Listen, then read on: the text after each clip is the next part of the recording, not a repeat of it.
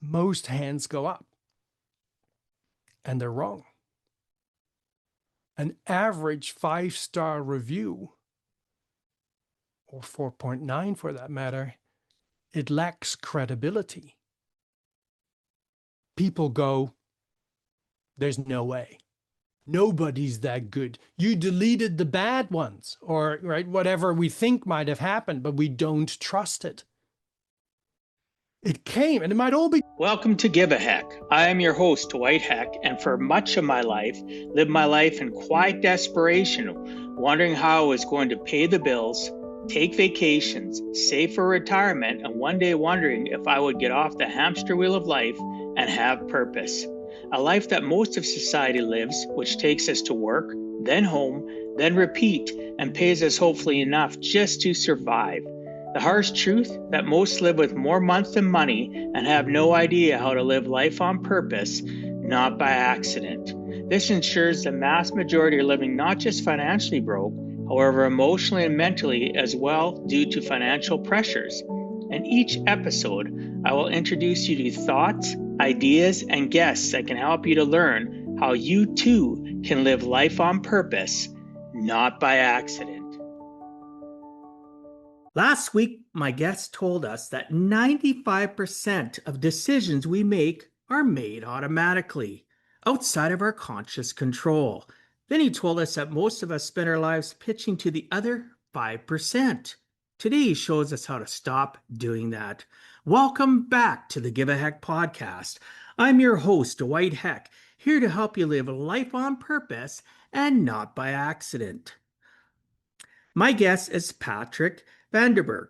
He is one of the small number of trainers worldwide licensed directly through the Cialdini Institute, a founding member of that institute, a business partner of Dr. Robert Cialdini, and the author of How to Hear Yes More Often.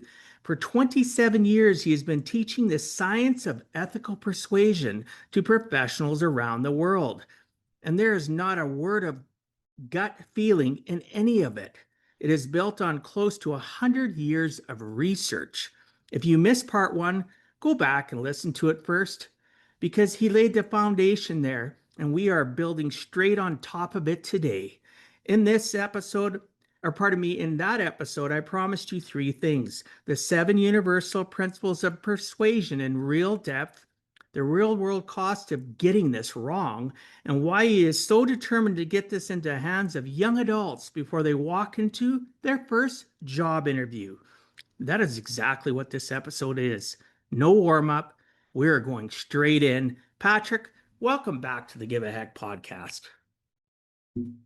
What an introduction. Thank you, Dwight. It's great to be back. Sometimes I do interviews that are half an hour, and I'm really going to try and squeeze in little details about everything. And then sometimes we're able to expand and we can cover a lot more detail and share a lot more insights that people will be able to use immediately.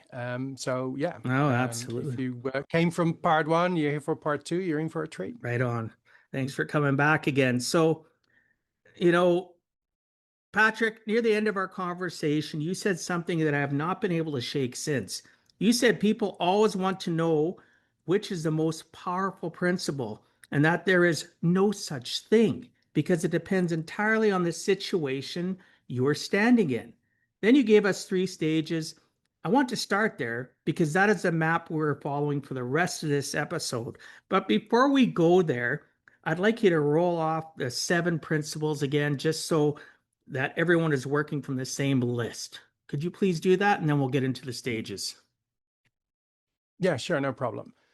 So the 7 universal principles of persuasion, and again, they're universal because they work in all languages, all cultures, and all countries. So this is something that works everywhere. There's reciprocity. We want to give back the same type of behavior that's first given to us.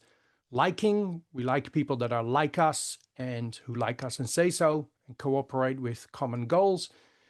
Principle of unity, we are more favorable to people who we consider to be part of us. Social proof, we follow the actions and behaviors of others. Authority, we pay more attention to people who have superior knowledge and wisdom on a particular topic. Consistency, we feel an internal pressure to want to stay true with past actions and behaviors that we've already done. And scarcity, we value things more that are rare, that are dwindling in availability, that are available for a limited time or a limited quantity. So those are the 7 principles, and potentially we could dive a little into contrast, which I don't often do on podcasts. Contrast is not a principle, but it is an amplifier of all the principles. Excuse me. Sounds good. If we get a chance, we will. There's so much information to go through here. So now walk us through the 3 stages properly: relationship, uncertainty, and motivation. What is actually happening in each, and why does the order matter? Okay, so when we try to motivate or create a certain behavior in people, and it's good to remember that persuasion science isn't necessarily just about sales. It often gets, the biggest welcome in that department because that's what pays the bills. But persuasion is actually about behavior. In sales, that is, well, we want people to buy. It's buying behavior. But, in the HR department, they would like people to turn up for training, right? And turning up is the behavior. So persuasion is actually about behavior. So whenever we're trying to motivate a certain behavior, get somebody to do something, there's particular stumble blocks that we have to get past or optimize to get the biggest result. For example, you can try and motivate people with scarcity, and it's easy to relate that to sales examples because we all go shopping and we all experience this firsthand. So I can say to someone, wow, this is really, really good, but there's only 2 of them left. Well, that's great, but if I don't know you, or if I don't like you, or I dislike you, or I'm not certain about what it is you're actually offering me, well, then you're trying to motivate me to take action. It's going to be a lot less successful than it could be if those other, those other qualifiers were worked on or were optimized. So we can identify that there's 3 areas. We have relationships, as in the quality of the relationship. We have uncertainty, right? We want people to be certain about what it is we're offering or suggesting, that is right for them. And then we have motivation. So let's paint a picture in terms of what that could look like in a good or bad situation. So let's say you send somebody an email and it takes 3 weeks to get an answer. That's a signal. You don't have a good relationship with that person, right? If you had a good relationship, if they liked you, they wouldn't take 3 weeks to respond to you. So relationship in that case is a problem. So we want to pick particular principles that are great to work on relationships. Once we've built relationship, and people often think, well, to build a relationship, it's going to take, weeks and months and years, right? Because, that's normally what happens. And that's system 2 talking. That's your logical, rational part of the brain talking. If we know what to do, we can build a relationship or create those bonds in as little as 10 to 15 minutes. So, but if we have a good relationship, once that's secured, so people like you, they love you, now they might not be sure about what it is you're offering, which I think is where everybody starts off with when you propose something, for them to do something, to agree to something, to see your point of view, to buy something. They're going to stand off and go, hang on, I'm not sure this is right for me. And they need to be convinced, if you wish. So we need to reduce uncertainty and build certainty within them so that they go, yeah, I agree with what you're saying. I love what it is you're offering. And so the relationship is then there. They're certain that this is right for them. Yeah, they love you. They love your product or your service. But they might still not actually do it, as in the behavior, or buy it if it's sales related. And so that's where motivation could then still be lacking. And so there's other principles we can use, like scarcity, to motivate people into action. And so if we have those 3 areas covered, and I love raising this, in front of a big audience, like when I'm doing a keynote or a workshop, and I'm a little cheeky and I say, well, if I can give you the tools to build relationship, to reduce uncertainty, and to motivate people to take action, is there anything else you need? And it's crickets around the room. Nobody can come up with something because, well, I think you've got things covered then. So it's important to realize where we are, which is, in my opinion, also why AI is lousy at persuasion. Sure, it knows more about persuasion principles than the average person might do, but it often imports it. First of all, AI manufactures things, so we could be doing something unethical, which can bite us later, right? As in, when somebody figures out that you've been trying to trick them with information that's not right, or the result is credibility craters, right? You burn that bridge and possibly many behind them. But yeah, once those three areas are covered, we're good. AI is not so great at it because it doesn't have that situational awareness. And so we do, right? So we can realize, okay, where am I with this person? What do I need to build on? If this is someone I don't know, it's pointless, or maybe not pointless, but it's very ineffective to go and try and motivate them into action. I should be focusing on building a relationship. And, we read the signals, as in an email not coming back or somebody not returning your phone call, where if you're proposing to someone what it is you're offering, let's say it's sales related, and you explain, a package that you're the expert in the field, right? And so you put this package together, this is really good for your organization, da, da, da, da, da. And then your audience comes back to you and goes, well, wouldn't it be better if we did it this way? Right? So they're reorganizing your offer, right? Which is a clear signal that they weren't certain about what it is what you were putting in front of them, right? So that's a signal that there's uncertainty, or let me talk to my partner about it.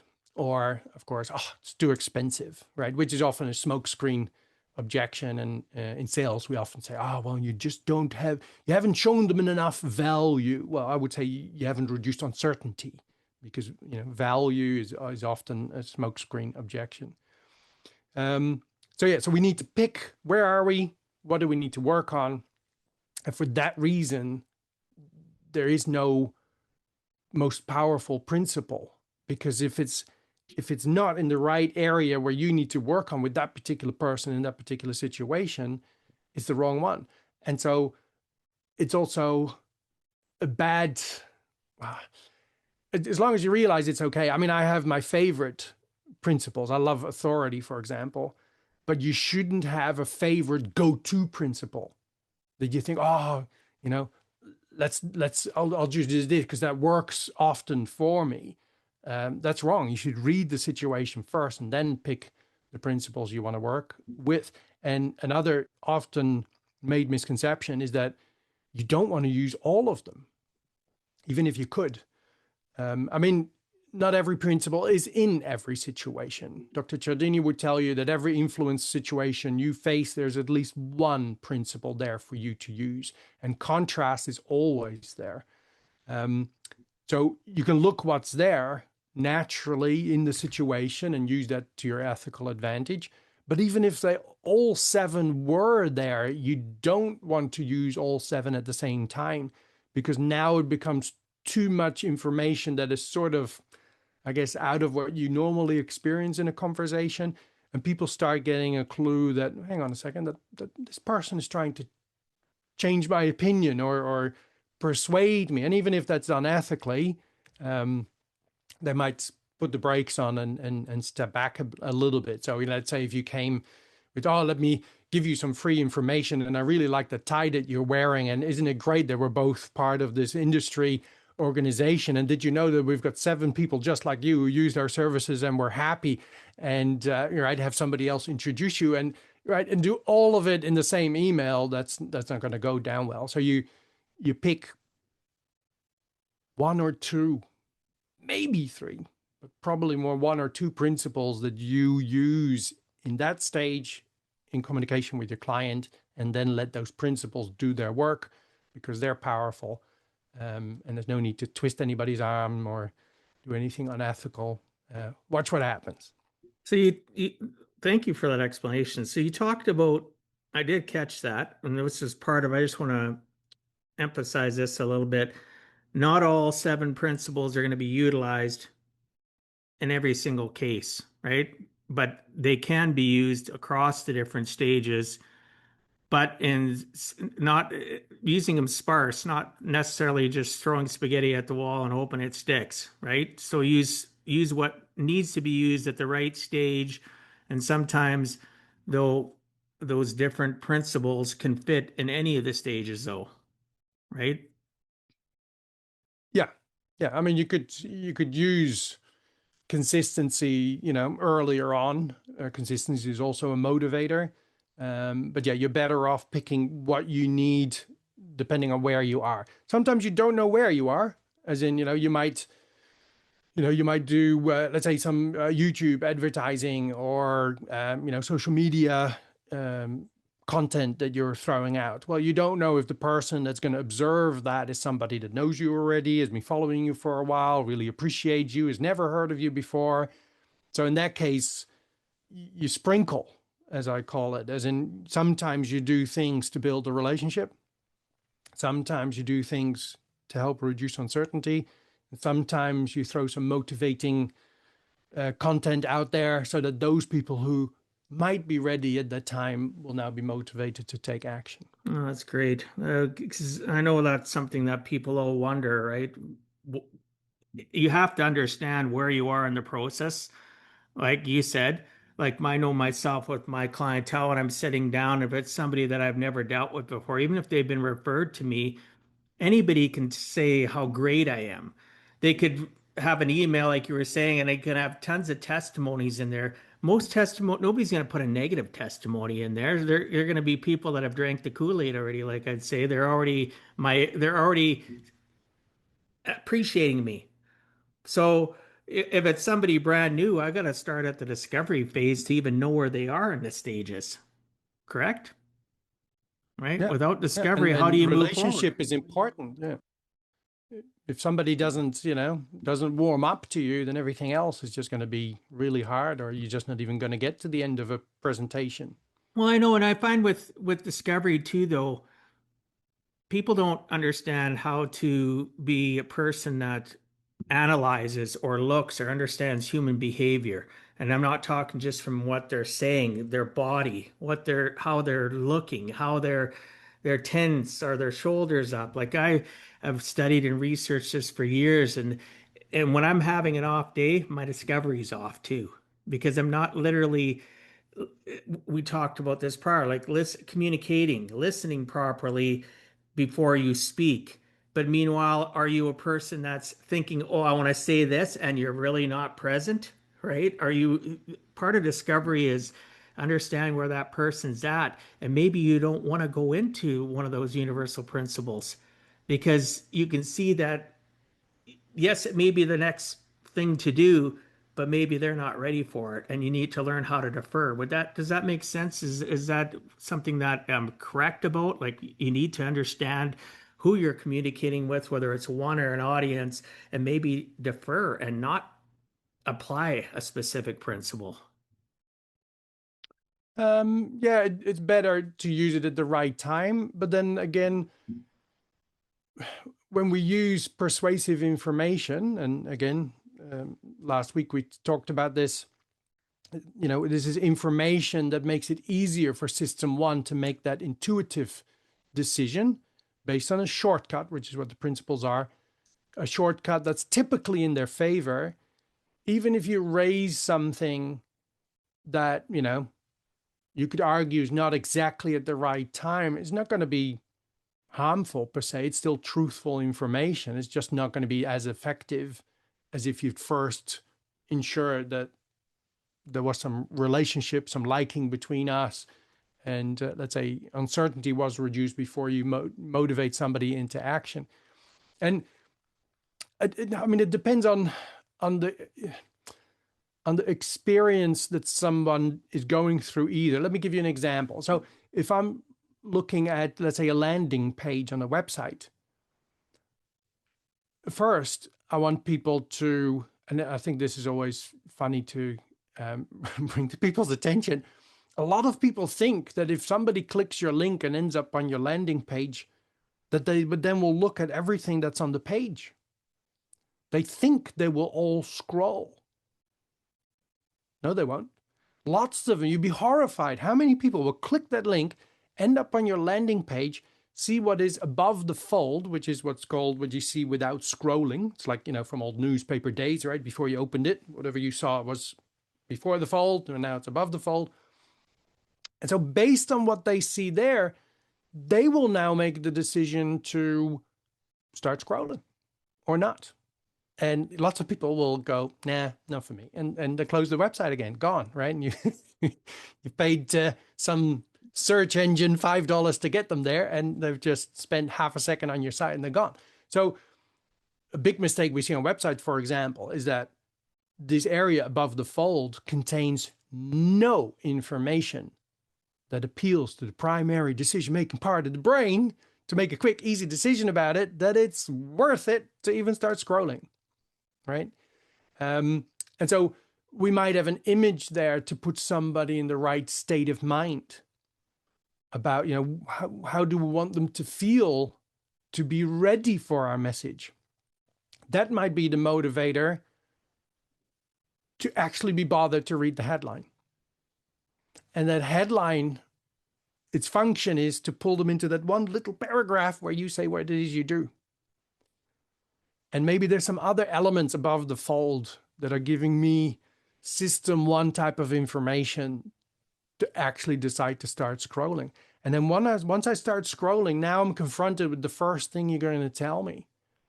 And its function of that is, of course, to draw us deeper in. And then, of course, there's images that we further use on our website. And there's so much we can do with images as well, because ethical persuasion is the use of words and images to move people in our direction. So in that scenario of a landing page, I might use scarcity to highlight something that my clients might be losing or potentially missing out on, to motivate them not to purchase. They're nowhere near ready for that because there's no relationship and that sort of stuff. But I'm using some motivation, some scarcity, to motivate them to keep reading. So you see how that works? So now it's an experience. You're not there because you have to prepare all this ahead of time for people to land on that page and start reading. So, but now you can use information to either build authority, so you're more believable. That is just, most websites completely miss that. They're all singing their own praises, but not doing things to raise their own credibility, or they're doing things that damage their own credibility. Maybe you can make notes, we can circle back on it, but maybe later we can touch on using numbers, which is really entertaining. But that's something that and lots of people do that. They damage their own credibility, their believability, by the way how they write things. And bless them, lots of copywriters don't know the science. They write wonderful, beautiful content, but they don't know how to put persuasive elements in there.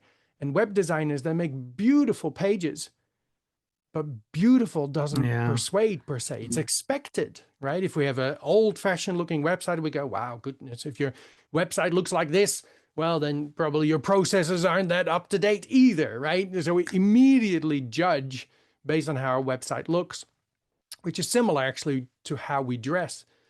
So pretty is sort of expected, but that itself doesn't make it persuasive. It doesn't make it effective.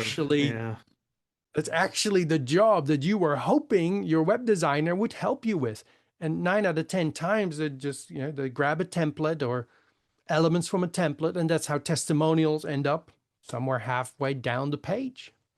You bring up a lot of valid points. I doubt we're going to get a chance to go over more of that in detail in this episode. But again, there's always the future to get you back on, because I'd love to learn more about it too. But I will concur, though, web developers and copywriters, I know lots of both, and they make things look pretty, but it doesn't mean it's effective, right? It just it doesn't. You can and you know, with websites, there's the concept of A/B testing, right, which is amazing.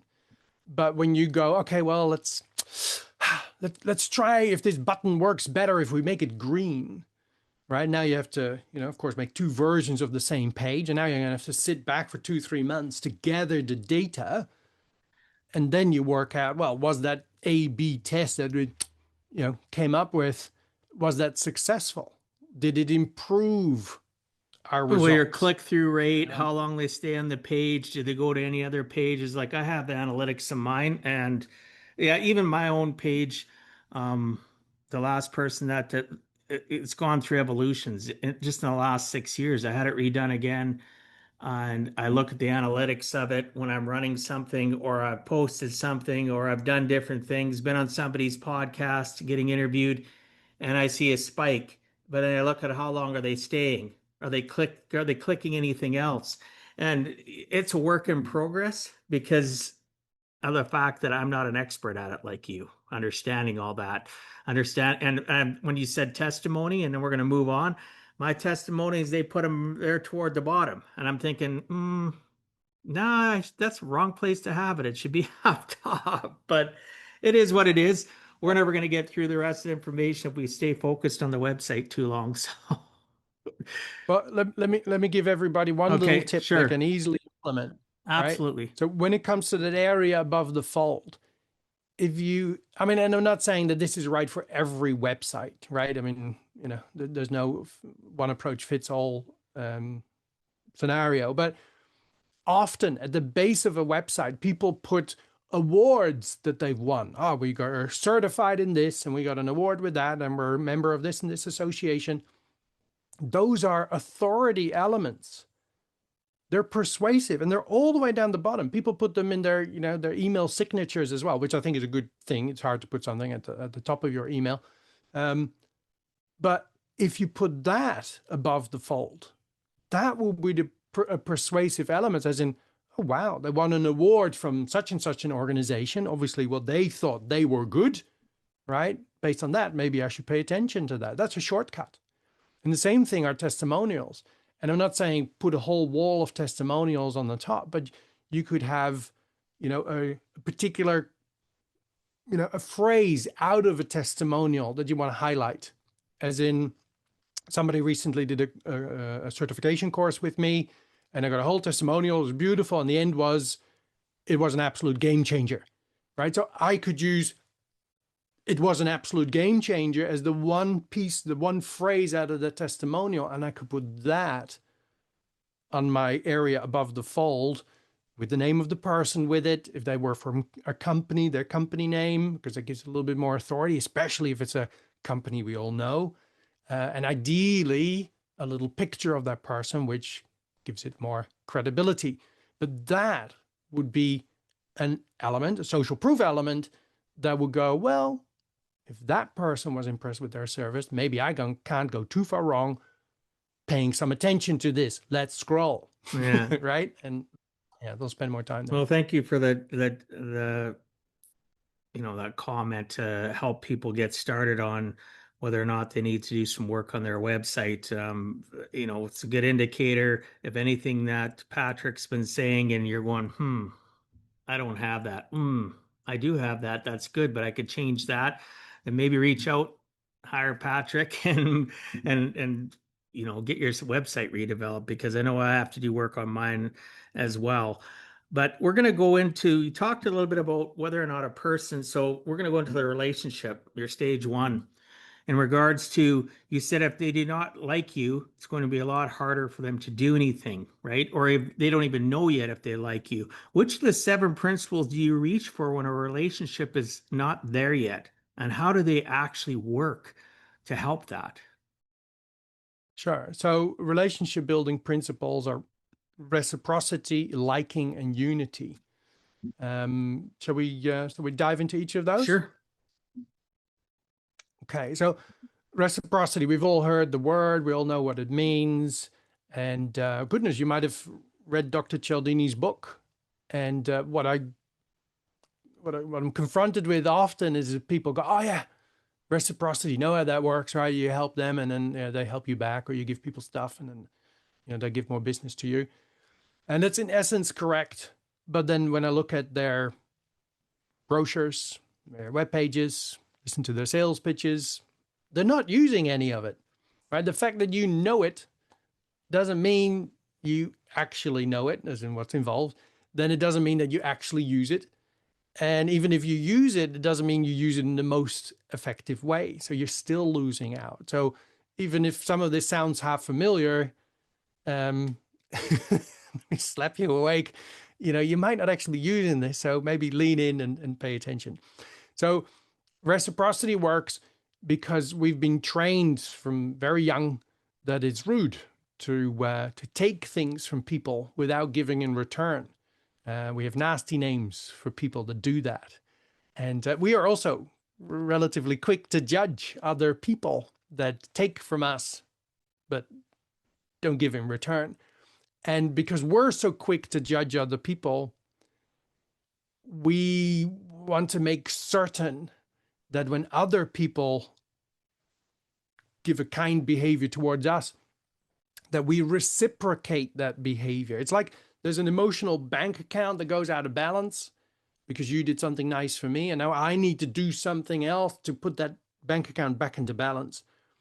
And because I want to make absolutely sure that you don't feel I've sort of underappreciated what you did for me, I'll probably go overboard, right? And I'll do more to reciprocate. And you know what the beauty, it's one of the things I love about persuasion science, is that is a beautiful system, right? If I can genuinely help you and become a friend, become an ally, and you genuinely help me back in return, but you're probably overdoing it a little bit.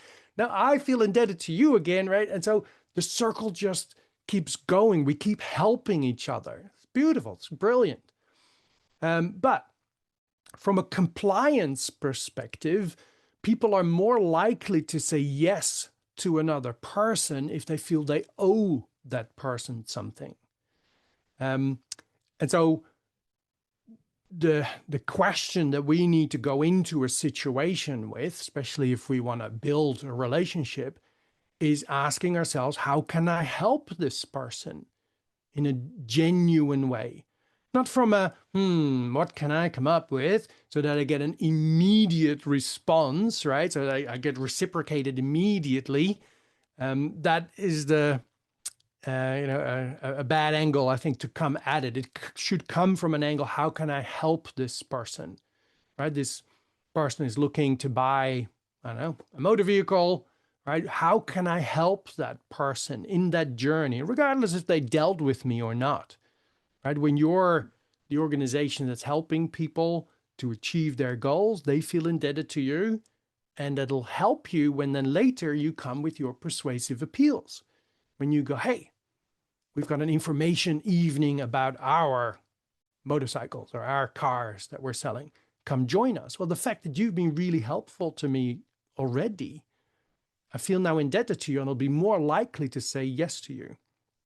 And we see that in very basic, simple situations in supermarkets, for example. We've all experienced this. You go into the supermarket and there's somebody there with a tray of cheese, or pieces of sausage, or cups of yogurt, or lipstick to try, or slices of pizza, right?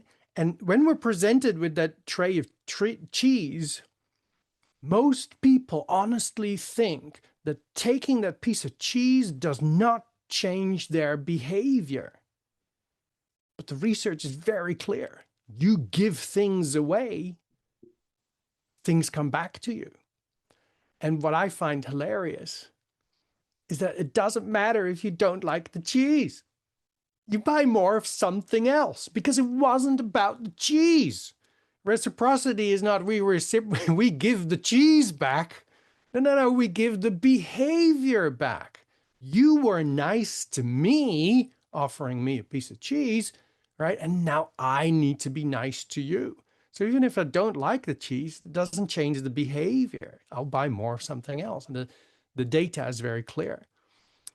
Where, to give you an example of where this might be misused. And I've got a great experience I had myself. I can't remember what time of year it was, but it was busy. Maybe it was around the holidays or something, in December. And you can't tell on a Zoom call or on a video call, but I'm fairly tall. There's long legs underneath here. And when I got a bit of speed to me, I go fast. And I'm strutting through the shopping center, and I've got my hands full of stuff. And I just want to get to the car. I just want to get to the next shop I'm trying to get to. And I've got a bit of pace on me. And in the middle of you know how you have those sort of pop-up shops in the middle of the aisle? And this was a shop with, skincare, beauty, that sort of stuff. And I've got a bit of momentum going. And there's this little girl there, and she has a little satchel in her hand, right? And as I'm going, it's like, she was like somebody with a sponge at the marathon, right? I'm coming past, and they're like timing to go with me, sort of. And so she reaches out, and she goes, "This is for you." Right. And so I grabbed this satchel, like with the 2 fingers I had spare. And as soon as I had it in my hand, she goes, "Can I ask you a question?" Right. And this is as I'm, still momentum moving forward. Right. And I could feel my legs buckle. Right. I didn't want to stop. I didn't want to talk to her. She said, "This is for you." I managed to grab the satchel. But because I accepted it, she gave me something. Immediately it came with, "Can I ask you a question?" And my legs just stopped, right? Now, of course, I realized what had just happened. I teach people this stuff. That doesn't mean I'm impervious to it either, but it is in a little way also a bit of a self-defense system, right? You can recognize when somebody uses something like that on you. And so clearly the satchel was worth, 2 cents? And clearly it was a device to stop people because most of us don't want to be interrupted. It's nice you got your pop-up shop, but I'm not really interested in that per se. Some people are, most people are probably not. So it's a means to get people to start a conversation. Give them a 2-cent satchel, and because of reciprocity, now I feel indebted to you because you were nice to me. Now I have to stop, right? And my legs knew this, right? They responded immediately. And so realizing what has happened, I then can also go, well, hang on a second. This was a device, right? This was set up as how can we stop people and start talking to us, to start that conversation. So there's a couple of things I could have done. I think it would have been absolutely perfect to go, "No, sorry, I'm in a bit of a hurry, but thank you for the satchel." Right? If somebody uses a giveaway like that to elicit an immediate response like that, then I think it's perfectly fine for them to lose that little investment that they made. I could have stopped and had a conversation, which I really didn't want to do. And so the third option was, I said, "No, sorry, I don't have time for that, but here you go, you got your satchel back." Right? So I just returned it to her, and I went on with my day. So this can be used in a how do we genuinely help people perspective, which I think is the most powerful. And it can also be misused or misconstrued a little bit. But the nice thing about reciprocity is that it has a very long expiry date, which we should not forget. If we do something nice for someone and that emotional bank account goes out of balance, they remember. I mean, you've got people that have done something nice for you months ago, a year ago, and you remember. And when that person goes, "Oh, right, I should do something nice for them. I should look for an opportunity to help them." And so very long down the track, that power of reciprocity can still sit in the moment to help you with, when you have even a persuasive effort. Even for years, Yeah, it can sit with you. There's examples of it lasting generations. The people that repay the favor are dead already. It's their children that are repaying it. Yeah, or they can do something for you. I know with reciprocity, I've thought about it quite often. Sometimes we get stuck in that rut, and this might be a conversation for another day. And what I mean by that is somebody will do something nice for us, and they use it as a tool to, well, I did this for you, and they'll always expect more and more and more from you, even though it's completely out of balance. they did one nice thing for you, but yet they, for the next decade, 20, 30 years, or it can go generational, they'll, that next generation will even remind you, well, I did this for your father. I did this for your mother. You know what I mean? I've had that happen. I raised you. Do you know what I mean? So is that as valid as I think it is as a problem for people that you say that reciprocity hangs on. I've seen it myself. I've had to let relationships go as I've matured personally with my personal development over the last 20 years. I've let 20-year relationships go because it's always, well, I did this for you. Or they don't even come right out and say it to you, they hint it. Or it's something that their life, when they helped me, my life was terrible. Their life was great. Now their life is reversed. And I think, oh, I got to help them pull it out of that, right? It doesn't matter if it's 1, 3, 10, 15 years. I'm giving everything to him because he did one nice thing for me. Yeah. And, I think we start realizing that, we have well reciprocated and that bank account is back into balance or Deficit. if anything more in our favor. Yeah. So, by realizing that you can, step back and say, yeah, I appreciate what you did, which is also why I frequently help you. Yeah. Right. And then, take that power It's away so in a way. amazing what you're sharing, though. I hope people listening or watching that you're really grasping this and thinking about it. I like listening to my episodes over and read over my transcripts and go over things because there's so many things that fabulous guests like you share, right? So, in order for me to get the full weight of what I'm hearing, I need to hear it again. And that's why I always remind the listeners there's nothing wrong with rewinding it or go to my website, read the transcript, it'll be there, right? Go and check it out. If it even gives you a little bit of a tinge of a flame, a spark, or whatever, go feed it. Maybe that's what you need to move forward. And relationships, having that relationship, it's the number one thing in my business. The rest doesn't matter. Nothing sticks, nothing holds, nothing moves forward unless that person knows, likes, or trusts me. I know a lot of you have heard that over and over again, but it's the truth. It really is. Yeah. All right. So, Liking. yes, let's go on to liking. All right. So liking tells us that we like people that are like us.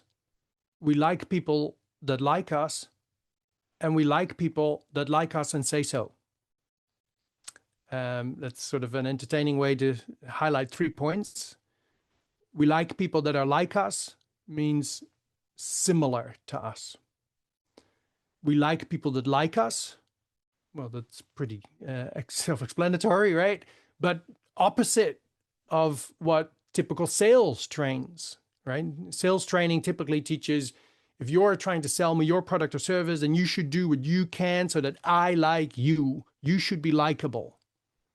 But this rule says we like people that like us, which is the opposite. I'm not saying that it's not valuable to be likable and that people like you. But if you're trying to convince me to use your product or service, your idea, buy into your concept, it's nice if I like you. But if I get the feeling that you genuinely like me, well, then I'm safe with you. Because if you like me, you're going to look after me, right? So we should do what we can to genuinely come to like our audience. Which I'm going on a little bit of a side story here, but sometimes, especially my students, I do an 8-week certification course, which is Dr. Cialdini's flagship training, guided by trainers like me. And I had a student in there. She was from Alaska, and she was a mature lady, and she worked in an office environment, and a new manager had been appointed. And this manager was, let's say, around 35 years old or something, so considerably younger than she was. And there was some friction between those two. As in, she really didn't like the new girl, the new manager that had come on. And actually one of her challenges that she wanted to work with or work on throughout the 8-week course was to be more persuasive with this woman, right? To be able to persuade her more. And so when we came to liking, and we came about, we need to come to appreciate our audience by finding things that we like about them, and you can tell people that. She goes, well, but I really dislike this woman. How can I appreciate someone, or how can I pay somebody a compliment when I really dislike them? And this is often a question people ask. And the answer is that, well, you might dislike someone, but they might still have particular values or things that they do that you could appreciate, right? You might, sort of along the lines of, well, he's a bit of an ass, but at least he turns up on time, right? And so I got her thinking, what is it that you could appreciate about this woman if you really tried? And so she looking up, right? You see the eyes go up. She was accessing.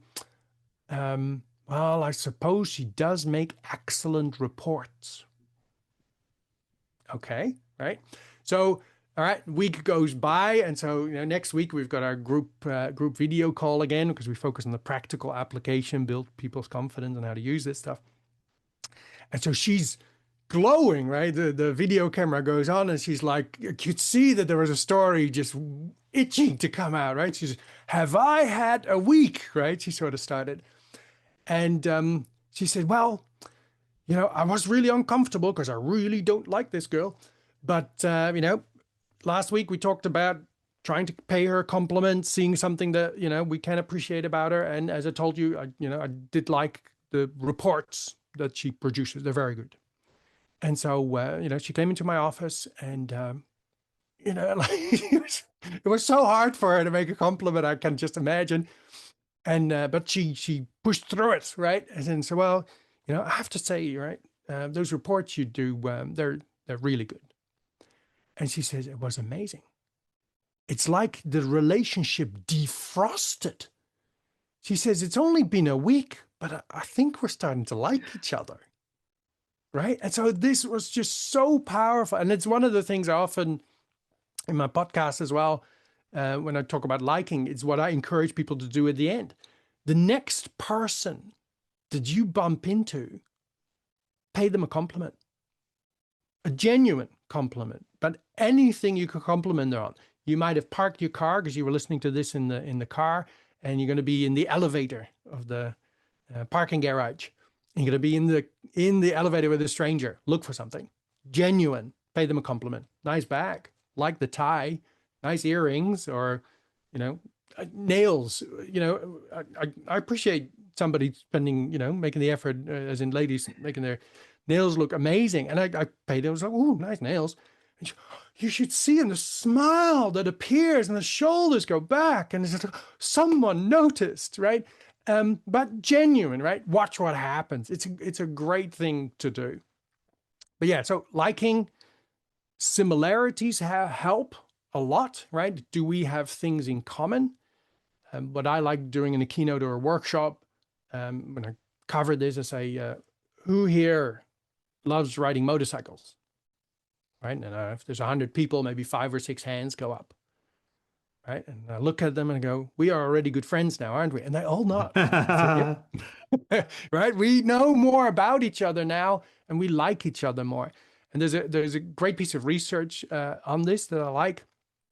Northwestern versus Stanford. They were using email for difficult negotiations, as in business contracts and that sort of stuff. And they'd found that in those negotiations, 30% of them ended up in deadlock, which represented an enormous cost. And so the negotiators were recommended to, before they jumped into work mode and before they start talking business, to share with their counterpart some information about what they liked, as in their preferences. What were their hobbies? What did they do when they've got time off? What's their favorite food? Where did they go on holidays? Those sorts of things. They share that with the counterpart, and then, of course, reciprocity sets in as well, right? I reciprocate the same type of behavior you first gave to me, so now I share with you what stuff I am into. And so now they discovered things that they have in common. Like, oh my goodness, you like Thai food as well. Or, oh, you like walking on the beach. Or, ooh, you ride a motorcycle just like me. As a result of that interaction before doing business, deadlock negotiations dropped from 30% to 6%. Wow, that's huge. Right? And that's just having some interest in each other. So before we get into work mode, let's discover what we might have in common. And they shared a lot of information, but the amount of information wasn't important. It was the amount of similarities that were uncovered. And so if you are sharing things about yourself, you can share things that are really unique about you. And you could argue maybe that's why you think you're interesting, right? In my case, I could say, well, I've got a big ass Harley. I like riding motorcycles. So does my wife. I do scuba diving. I like snorkeling, and I'm a pilot, right? So these are things that I would, well, certainly pilot is pretty rare, right? Scuba diving, maybe not so, but still, goodness, I don't think it would be 20% of people around me would be scuba diving, probably a lot less than that. And so is motorcycles. It's fairly specialized interests, let's say. So the chances of me sharing that and hitting a similarity with you are relatively small. And so if I share some things that are more common, I have a bigger strike rate of finding a similarity with you.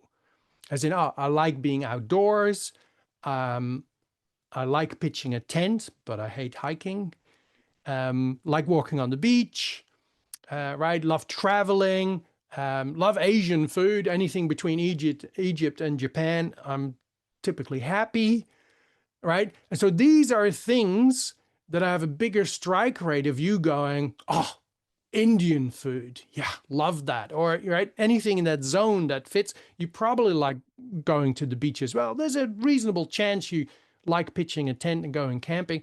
And so now I've got a bigger strike rate of doing that. So when you share things about yourself, don't make it too exclusive. Do some things share some things that you have a bigger strike rate with.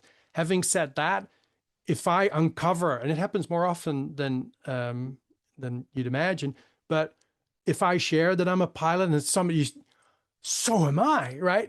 Or I ride motorcycles too. Now this bond is really easily created because we've got something in common that is unique. And so we quickly like each other more as well. So is that how it flows into the next point with unity? You're unified? Sure. Yeah, so unity was the last principle that Dr. Cialdini introduced after a lot of additional research. And I have to say, it's often confused with liking. The effect is the same, but the angle that it comes from is a little different. Liking is that we like people who are similar to us. Unity is that we like people who are of us, part of the same community, right? So it's not good enough that we both have blonde hair, although you couldn't tell now. Oh, come on. Somewhere here you can you? Yeah, it's still there. It's hair with attitude, right? It refuses to turn gray. So it's not good enough that we have something in common. We are both of a community. As in, I would argue that motorcyclists are a community, right? We greet each other on the road and all that. If somebody's got trouble on the side of the road, we pull over. Do you need a hand? Do you need a ride? But for example, if you've been in an airport and you're talking to someone and turns out they were born in the same town as you.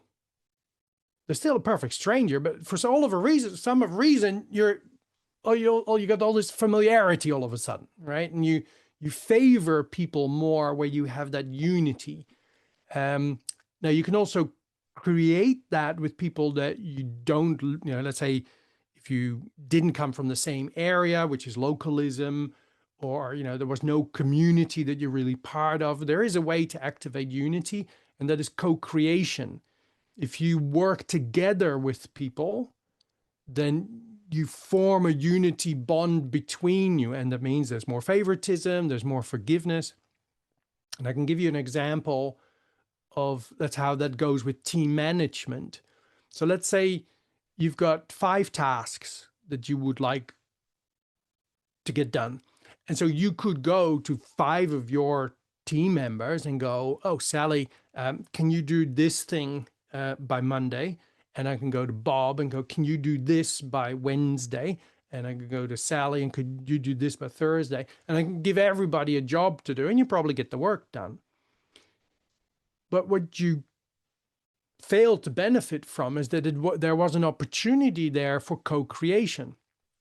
What I could have done is approach these 5 individuals together and say, hey, team, I've got these 5 tasks that I need doing. I need this done by Monday, this by Wednesday, this by Thursday, and so on. Can you organize yourself to take care of these 5 tasks and get them done by the due date? That would be great, right? And now these 5 people have to co-create together to get these tasks done. And because they are co-creating together, there'll be more cooperation, forgiveness, loyalty between them. You get a more coherent team that way. So that's something you can easily waste or bungle away, as Dr. Cialdini would say, by allocating tasks to individuals every single time, where if you get them to work as a group, you're activating co-creation. That's amazing. This is such a great conversation. I'll edit this out, but I want to, how much time do you have left? We still got 2 more stages yet. I'm good. Okay, perfect. No problem. Okay. Is there anything else you want to add on to that, Patrick, in regards to the relationship? You've done such a fabulous job. And I say that with utmost sincerity because a lot of what you're talking about, I have been reading and studying, but you are so fluent in the storytelling portion of how to put a story in with it. I really appreciate that. But is there anything else you want to add on before we go on to the next stage, uncertainty? Yeah, no. Well, you're an excellent student. You just paid me a compliment, so I like you more. Well, thank you. Thank you very much. Yeah.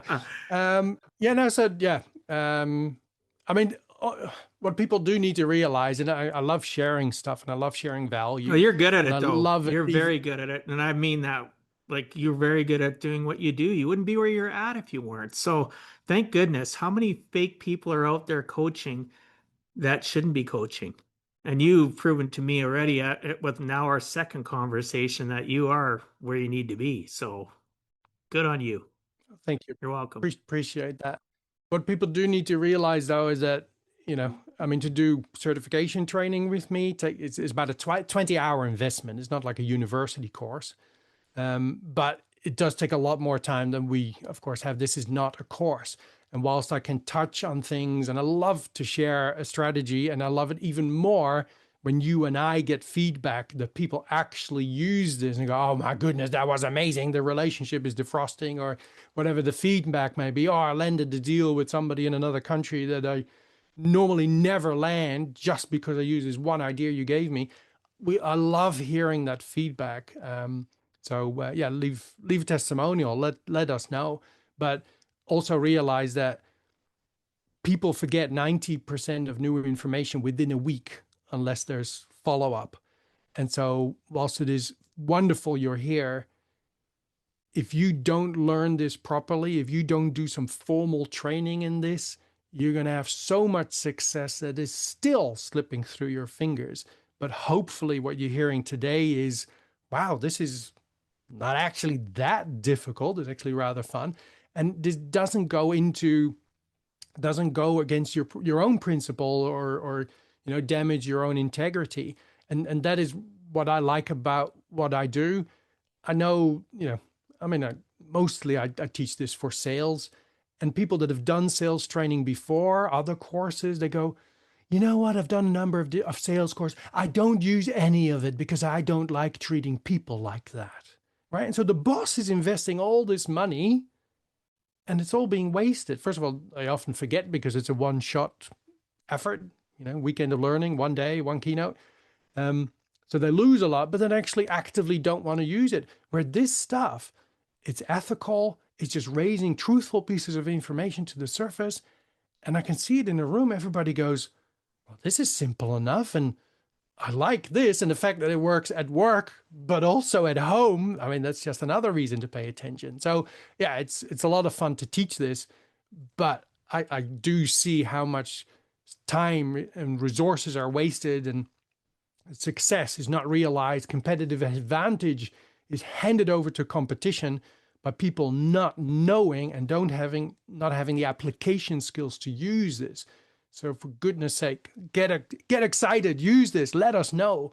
But you do need some training in this. Yeah. But let's and 20 hours you mentioned, even if it was 30 hours, just ask yourself, whoever's listening or watching, do you ever sit on a weekend or even during the week and every evening you're binge watching a series you like and you'll watch 3-4 hours? What is that over 5 days? 4 hours? That's 20. Ooh, that's 20 hours. Or a weekend.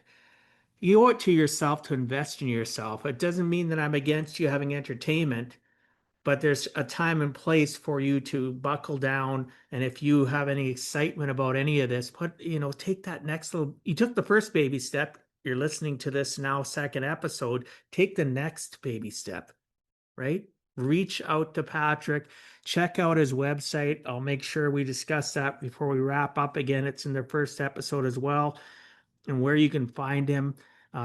There's free information you can gather from his website. There's different things you can, I believe, sign up for as well, that you had talked about last episode. Don't let it get cold, right? Right now you're warm. Heat it up. Put some more heat under you. Get going, right?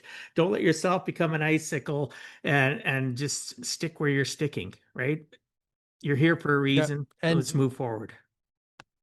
Yeah, and maybe one last thing.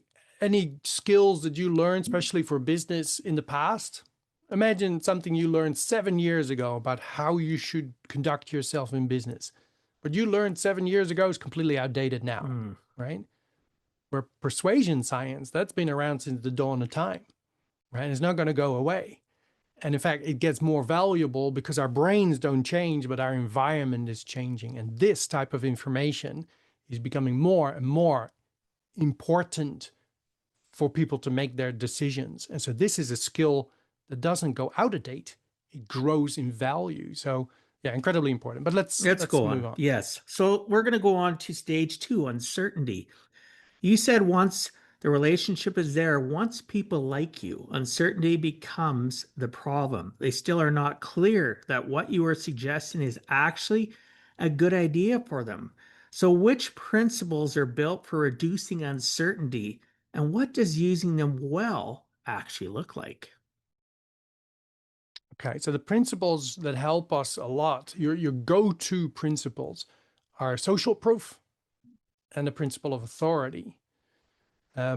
Social proof works, or the rule of social proof is that we follow the actions of others, especially when they are numerous, when they are similar to us, and when we are uncertain. Right, so there are a couple of qualifiers in there. Now and again, remember back to the thing we did last week, right?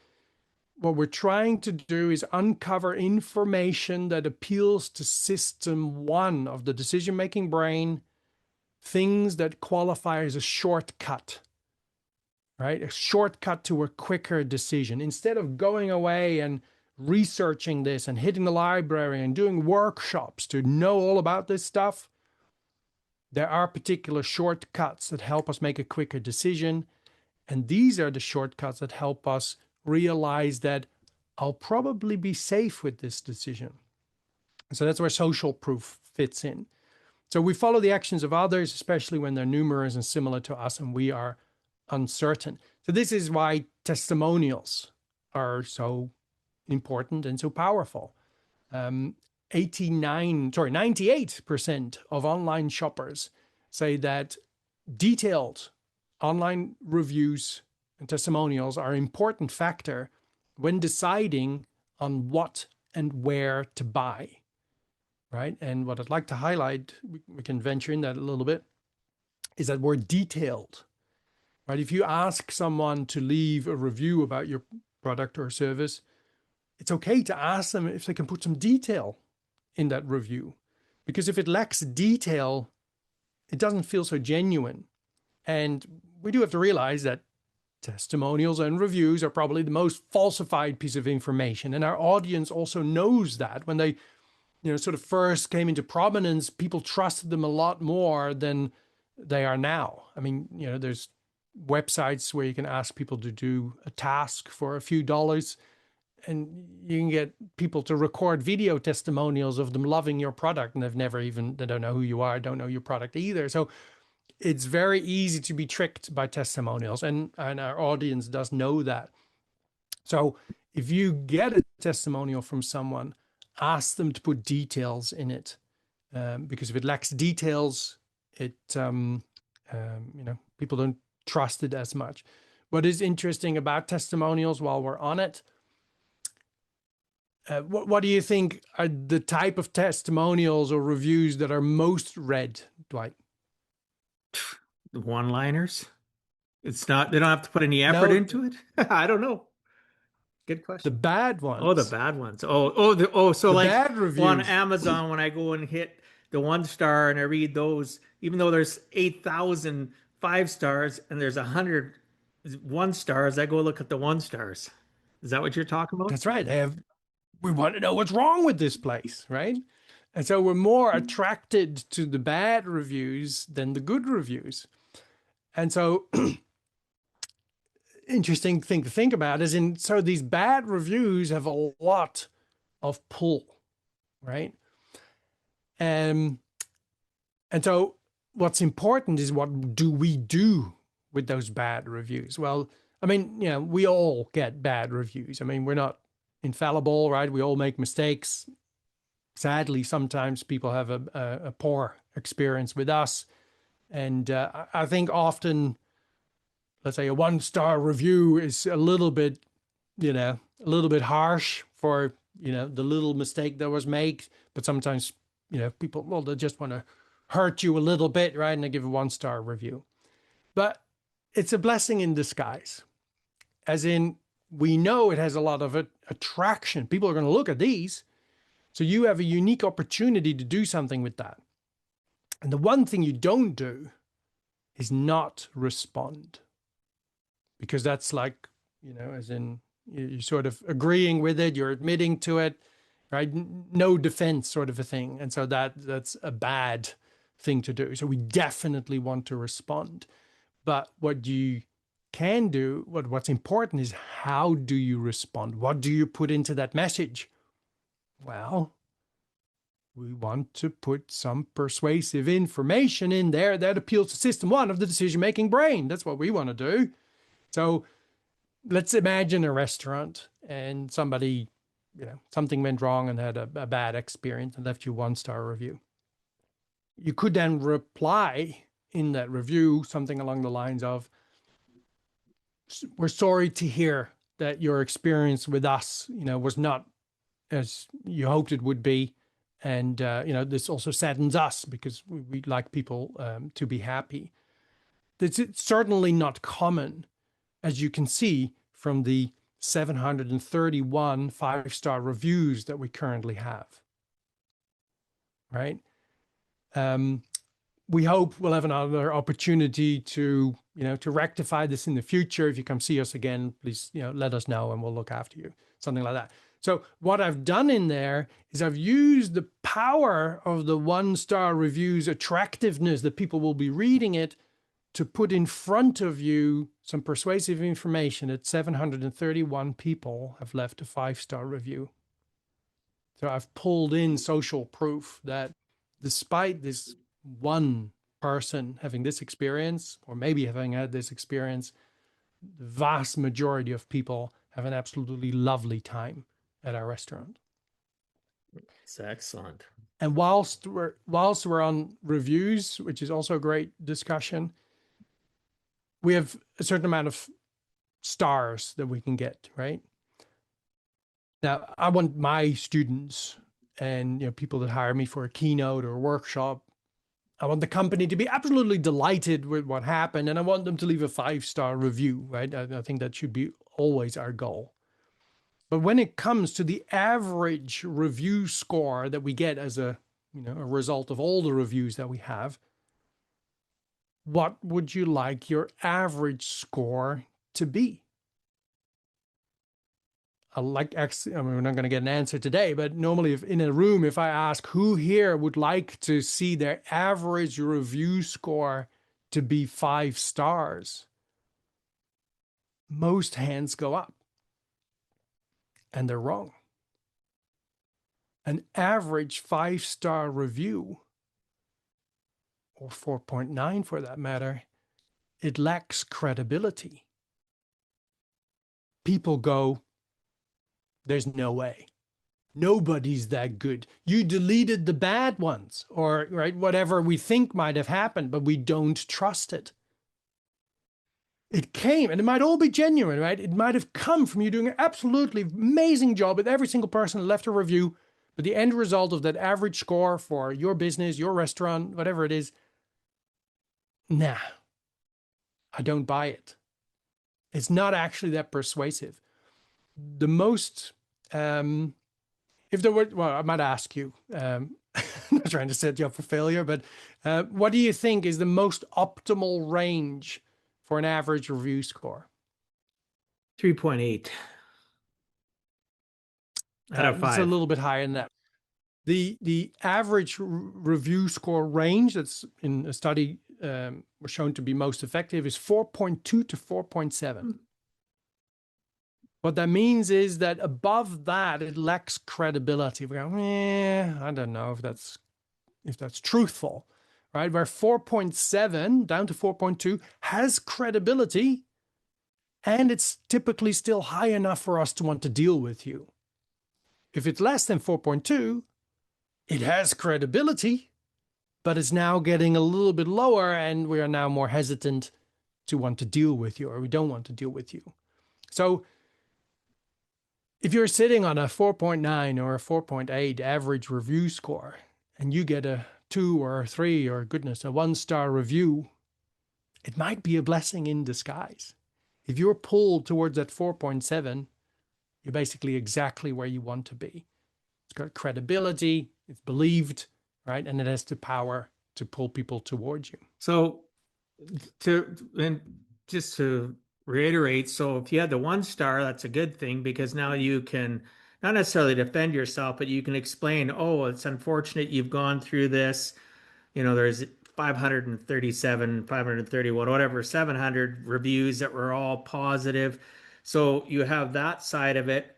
And then if you end up with a 4.2 to a 4.7, you've got both bases covered. The people that are going to read the 1-star review versus the person that goes, well, nobody's perfect at 5 stars.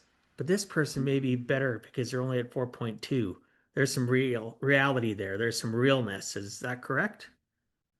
You believe it more. Yeah, okay. That makes sense. I like that.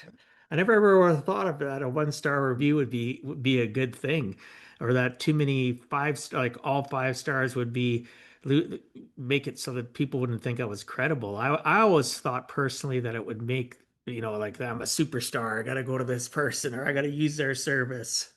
So I appreciate that. Yeah, no, I'm not saying a 1-star review is per se a great thing, but it has its purpose. They do have attractiveness, and you can use that to your advantage. And when you use that to put in a reply, know your persuasion science and use some element in that reply that encourages people to want to use you. So you use the attractiveness of the 1-star review to put your persuasive information in front of people. That's awesome. Such great information. Those listening or watching, I hope if you're not taking notes, obviously if you're driving, don't be taking notes, but make sure you go and check out the show notes or listen to this again and take notes. And even better, check out Patrick further, because this is invaluable information. It really is. There's so many different things that I already utilize that you talked about, Patrick, but not in the right necessarily Timing, I could always get better at timing. There's things that I could, do better. And I bet you there's lots of people that are thinking, I don't do any of this, or some people listening that'll go, well, I do some of this, but I never thought about this. So thank you so much for the great explanations. Yeah, no worries. And I do want to expand on social proof a little Yeah, bit sure. for those listening.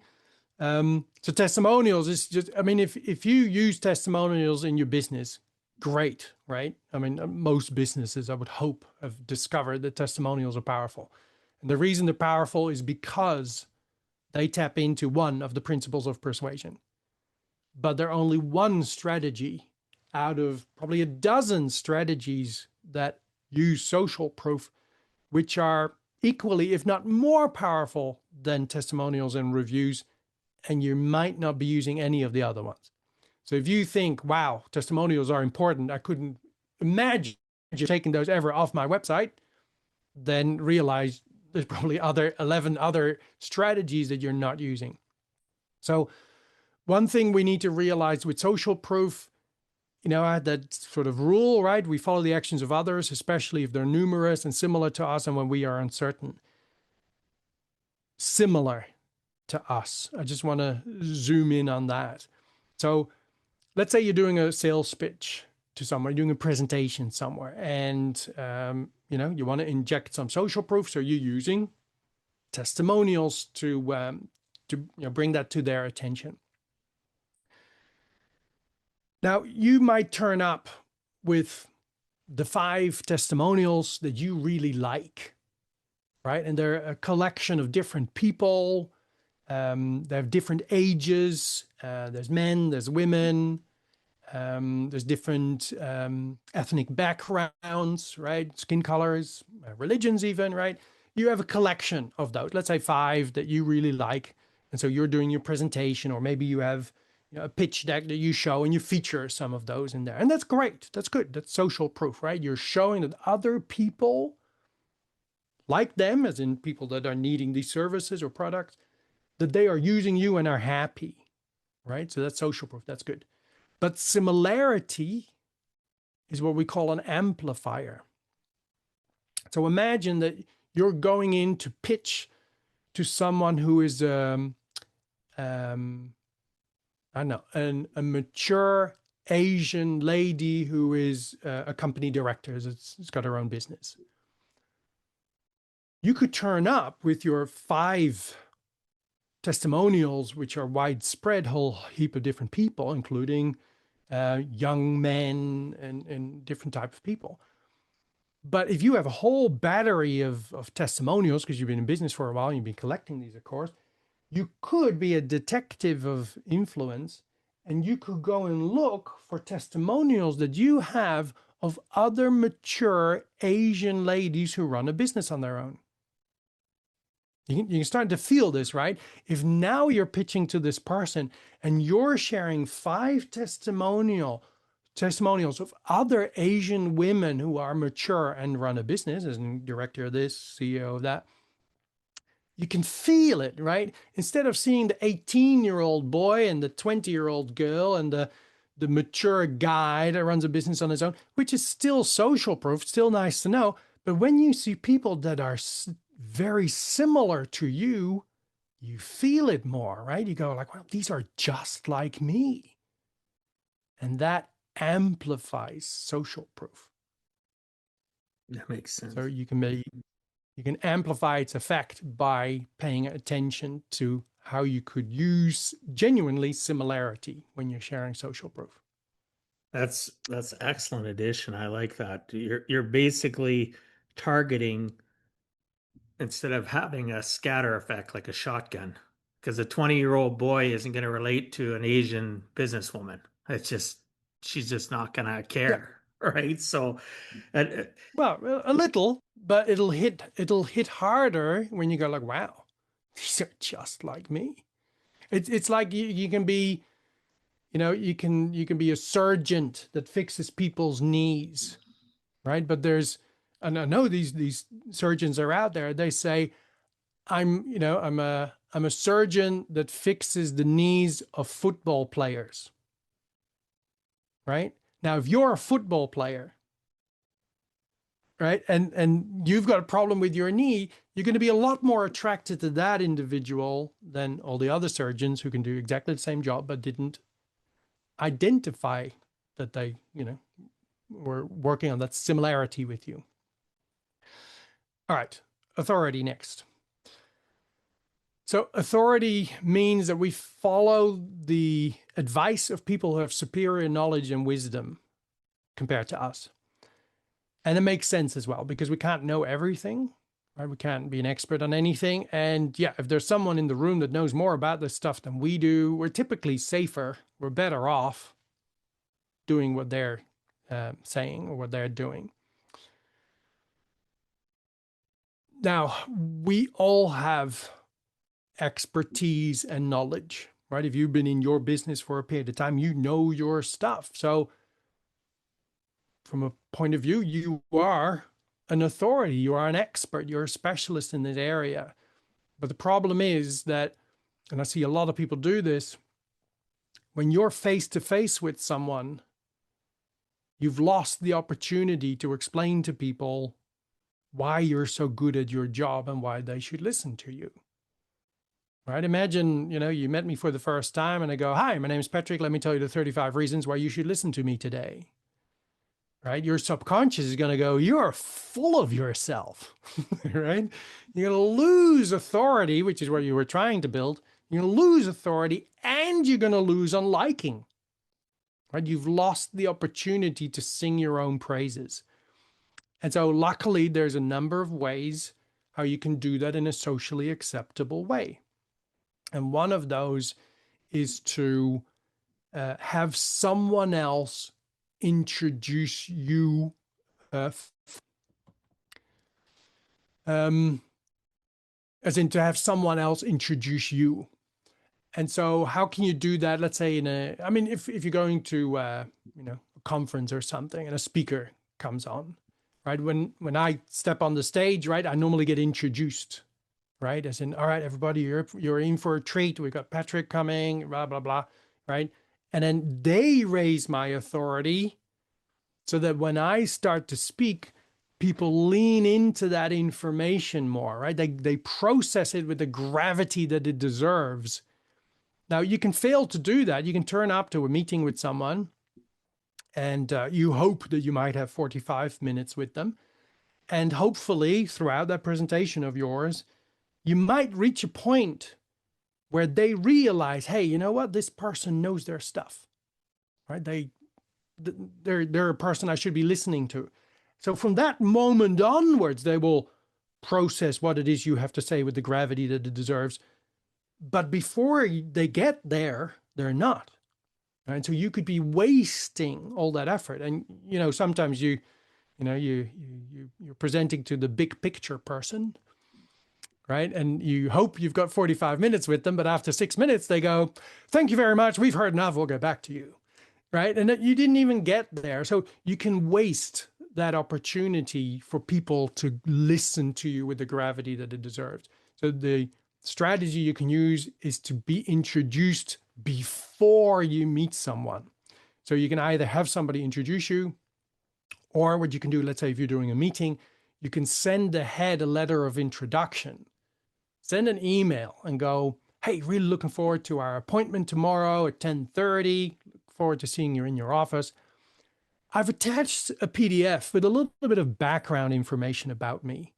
If you've got a few minutes, love you to peruse through the information because it'll explain more where this is all coming from that I'll be sharing with you tomorrow."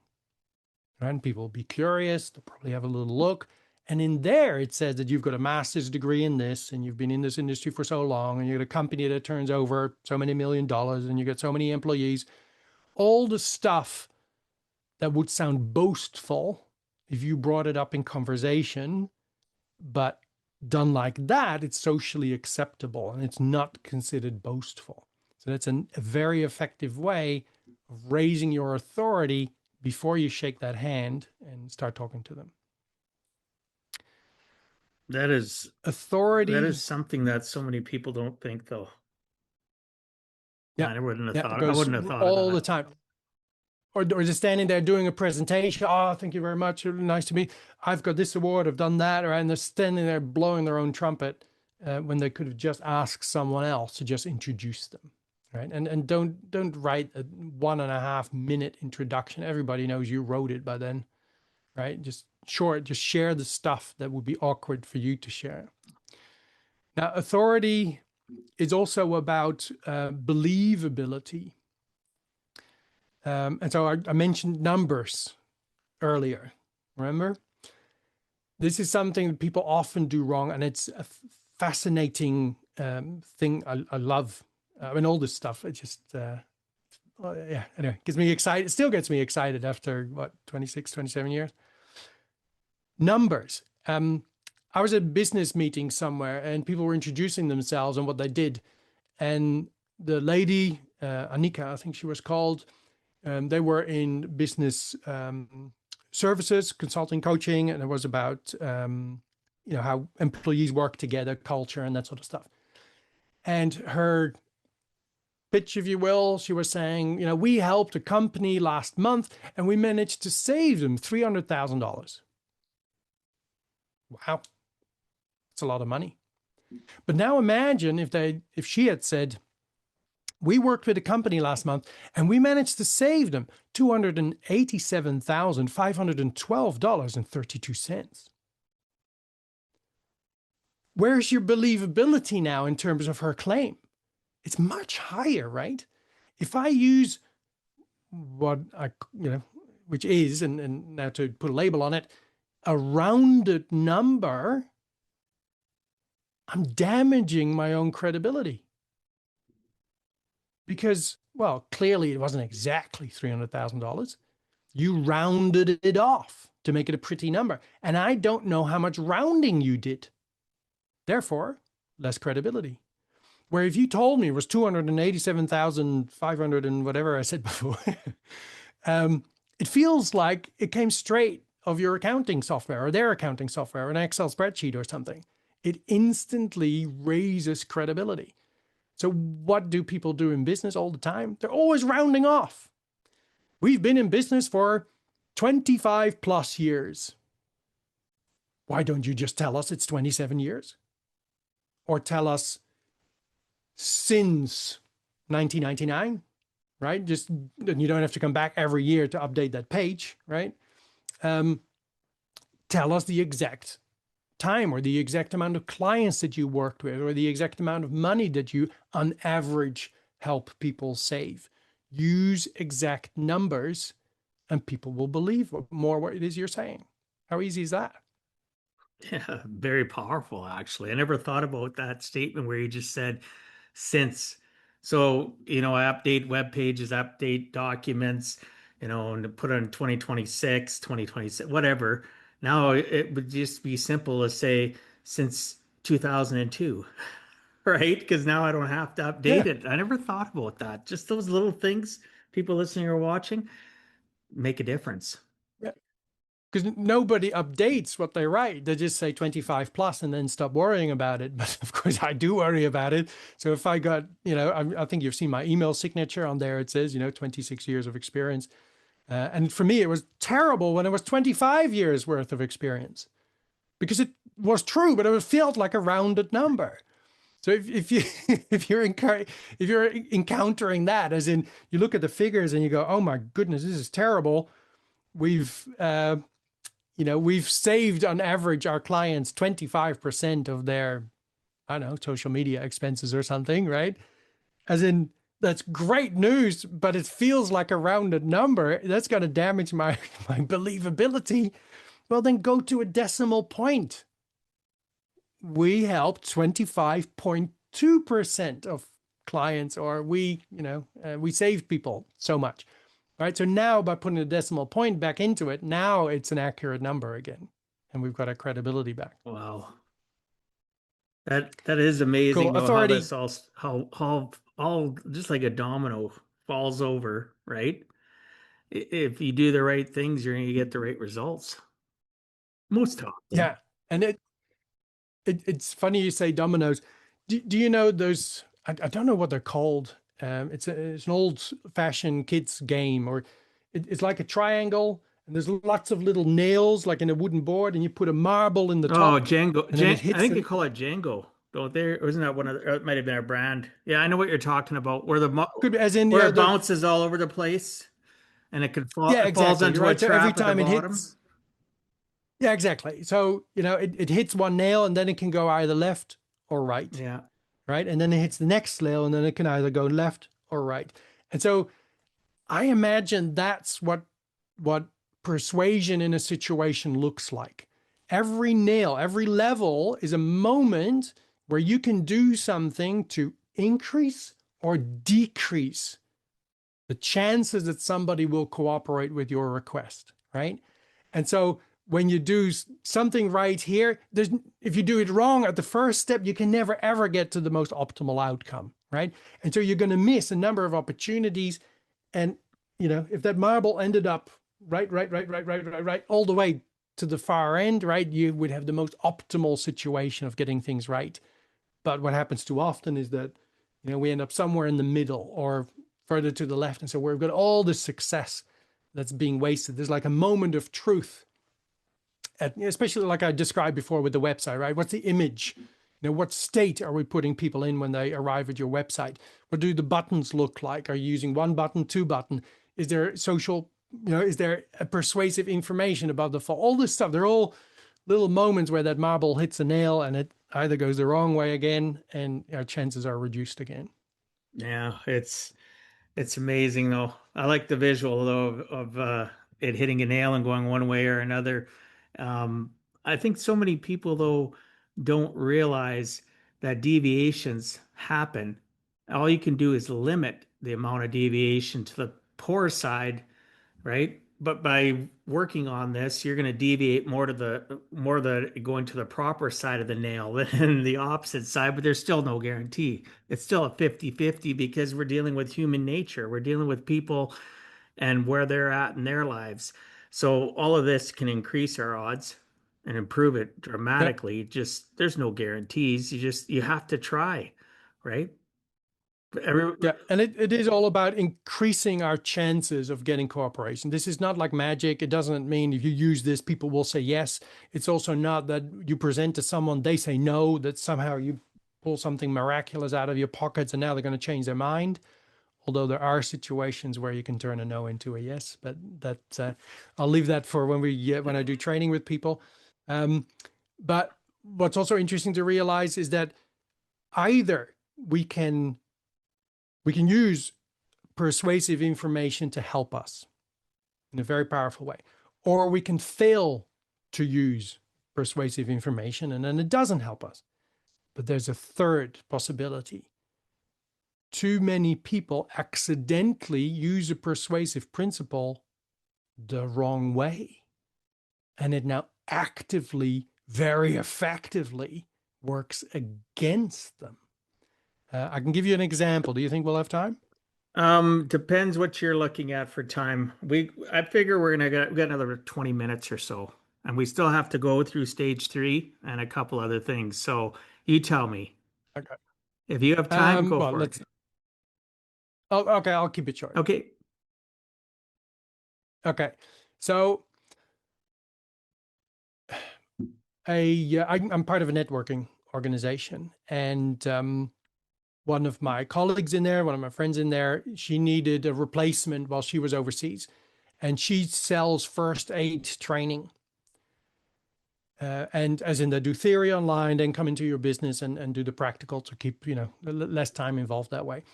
And she's sending me the information I'm supposed to read out in the meeting. And she sends me the information over from England where she was, and I'm reading it and I go, I can't say this. And she goes, what do you mean? Why can't you say this?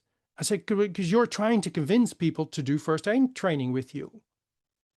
And what you're giving me is subconsciously telling them not to. And she goes, what? So, all right. So what she was saying, I'm in Melbourne, right? And that's in the state of Victoria. And so her pitch was, or part of her pitch was, did you know that only 13% of Victorian businesses are compliant with first aid requirements, right? As in, wow, right? We don't want to be like them. You should be compliant, right? But if I tell you that 13% of businesses are compliant with first aid requirements, what am I also telling you? That 87% of businesses in Victoria are not compliant with first aid requirements. That is the majority. And so social proof will go, if a lot of other people are doing it, it must be the right thing to do. So the subconscious message is, most businesses don't worry about this. I'm probably perfectly safe doing exactly the same thing. And so I've explained that to some of her colleagues in her networking group. And when I bring it up, I go, yeah, we know that sentence. She's been saying that for months, right? So she's been very actively working against what she's trying to achieve. And if you think that this is limited to smaller operators, you're wrong. When I do a keynote, I typically discuss a situation where Bose, the amazing hi-fi company, their advertising people also came up with something and it was working against them. And when that was changed, Dr. Cialdini changed the headline and that increased sales by 45%. It's massive. It is. It would be. But we'll move on. Let's move on. Thank you for sharing that. All right. So we got stage 3. Motivation. Stage 3. Yeah, so, motivation, activators, and amplifiers. So which principles actually get someone to act within this stage, and why? Again, the same thing. Do they work once the other 2 stages have already done their job? They work better, and their consistency and scarcity are the principles that are your go-to. I'm not saying it's limited to those, but those are your go-to principles when we're trying to motivate people into action. Why do they work so well at that stage? Well, basically, people already like us. So there's no less resistance there in compared to if they didn't like us or were unfamiliar with us. And by this stage, we should have reduced uncertainty. So people, again, intuitively, system 1 part of the brain goes, you know what, this is probably the right decision for us. So we've already taken care of that. And so now the goal is wide open, basically, to move people into action. So consistency works because we feel an internal pressure to want to stay true to actions and statements we've made in the past. And people have used this on you often, no doubt, by asking you a question, you agree with it, and then they have a follow-up question that asks you to do something. Maybe they say, hey, do you consider yourself an adventurous type of person? And most people do. More than the average, think they're adventurous. Yeah, well, absolutely. I'm an adventurous type of person. Oh, that's awesome. We're going on a mountain bike ride in 2 weeks. You want to come? Right now, you just put your foot in it, saying you're adventurous, and now it's much harder to say, well, no, I don't want to go on a bike ride, right? So we want to stay true to past actions and behaviors because, again, we have nasty names for people that say they do one thing and then don't follow through. And we don't want other people to see us like that. So we go to great lengths to make sure people think that we follow through with what we've done. And it's good. And it also, all of these principles, by the way, have a dark side, which is a whole other discussion. But that can also explain why, for example, we stay true to bad decisions we've made. And in politics, for example, if you've been voting for a party for a number of years and your family all know that you've been voting for this party, and now this party is doing stuff that you go, actually, I'm not really happy about this, or I completely disagree with this. There's now a pressure on you to stay consistent with what you've been doing for all these years. And that's why it would be harder for people to change their minds.